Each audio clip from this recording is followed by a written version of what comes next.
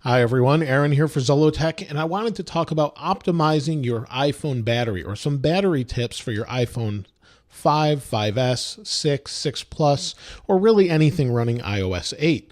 And these tips are actually directly from Apple, so hopefully they'll help you out. The first thing is you want to optimize your settings, and what that means is you can save some battery life by maybe dimming your screen a little bit. So if you slide up from the bottom, you've got your screen brightness. You can quickly adjust that.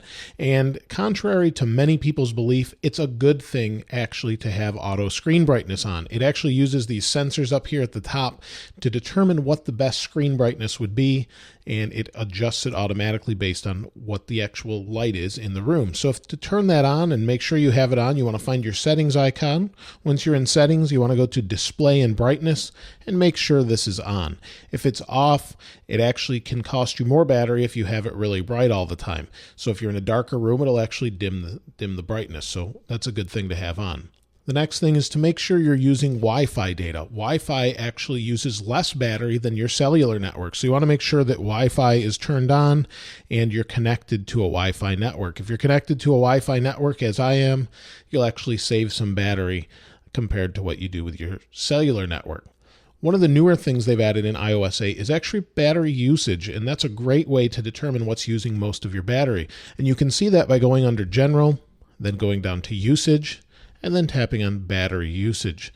Under Battery Usage, you'll see that I've actually had my iPhone plugged in a little bit, but we have 47% battery, 7 hours, 44 minutes, 13 hours, and 26 minutes standby. And this gives me a breakdown or a rundown of what I've used most, or what's really using the most battery over the past 24 hours or the last 7 days. So you can see I use Mail a lot, Messages a lot, Home and Lock Screen, and then there's some other apps. But if I had something else that was running, this would let me know that, hey, it's using a lot of your battery, and maybe you need to turn some of those things off, or maybe not use that app as much when you need more battery. Aside from what's actually using battery here, there's a couple other things as well. Background app refresh actually can use a lot of battery because it's refreshing apps in the back.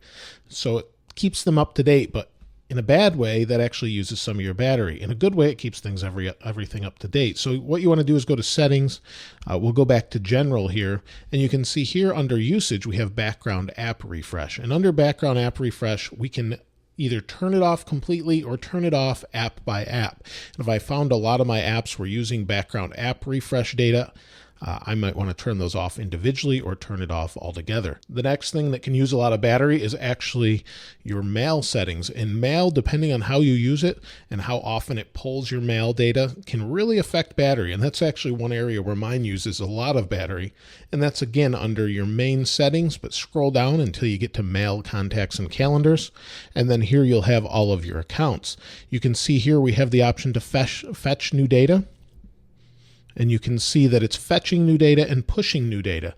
Now, the best way is to actually manually turn all of this off and manually check your data or your mail by yourself anytime you want to look at it. That will actually save you the most amount of data. And by changing and adjusting these particular settings will really save you a lot of battery. If you turn off push and turn off fetch on all of these, it really does save a good amount of battery if you get a lot of email. Locations and background locations actually use a fair amount of battery as well. And that's actually located on the main settings, but this time you want to go under privacy. And down here under privacy, you can see we have location services on. What this does is actually, see this arrow here, it powers up your GPS antenna to let us know where the phone is located. Well, by doing that, you're actually using power to turn that on. So we have a couple different things we can do. We can either turn it off altogether under location services. You can see all of these have their own individual settings. So location services is on. For the App Store, it's only on when I'm using the App Store, and that's probably the ideal situation. Or I can turn it to never. But aside from that, we also have permissions as far as location services go that use background data always. Like here, you can see LinkedIn Jobs is using it always. I don't want that. That could use my location and cost me some battery. In this actual, you can see this purple one tells you what it used last. So that gives you an indication of what's actually using it over time. So you can just turn those off altogether or turn them off app by app. As I showed you earlier, my home screen was actually using a fair amount of battery. And one thing I could actually do to reduce some of that battery has to do with the lock screen. And the lock screen can actually have notifications on it. And those notifications are under settings and then notifications. And you can see each individual thing that shows a notification. And I can pick where those notifications go. So those notifications for my phone, for example, can show in Notification Center or show on the lock screen. When it shows on the lock screen, it actually wakes the phone up as I get a notification. Now with the phone, you probably want this if you're receiving a call, but with some other apps, you may not want this, such as with Mail or with Instagram, whatever may allow it. So FaceTime, maybe I don't want it on the lock screen because I don't want it to use my battery. I can turn that off altogether. So those notifications can actually use up a fair amount of your battery just popping up on your screen all of the time. So you can adjust those individually, or you could just turn them off, sort by time, but you could turn them off altogether as well. And obviously you probably want your emergency alerts. They really don't come in too often, but those are a good idea. The next thing, or last thing really, is your cell phone signal and coverage. Depending on who your carrier is, you can see mine is AT&T and I've got 2 bars where I'm at now.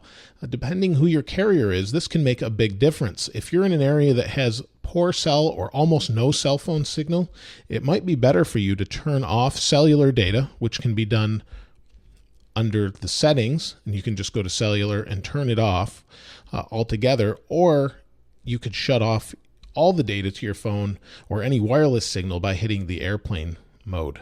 And that airport or airplane mode really shuts down everything, and this will save you a tremendous amount of power.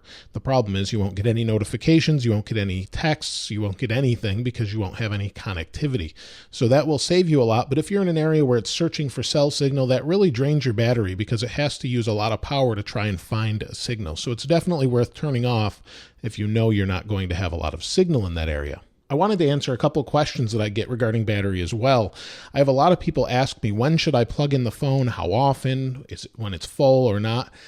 This is a lithium ion or a lithium polymer battery within your iPhone. That means it doesn't have a memory. So what that means is you can plug this in whenever you want, half full, unplug it when it's down to a quarter, plug it back in. It doesn't matter when you plug it in or when you unplug it. If you even leave it plugged in, it's not a big deal. Just unplug it. Plug it in when you need to. When you're at home and you want to use it and maybe you're playing a game that uses a lot of battery, leave it plugged in. I've had every iPhone and never had to worry about it, and Apple tells you don't worry about it. Just plug it in whenever. This type of battery is meant to last a couple years, if not longer, and Apple actually manages it by itself. You don't need to kind of teach the battery anything. Your phone determines that based on software and learns the battery capacity and takes care of managing it for you. That's true of just about any smartphone out there today. So hopefully that answers most of your questions. If you have any other questions or comments, please leave them in the comments below. If you haven't subscribed already, please subscribe. As always, thanks for watching. This is Aaron. I'll see you next time.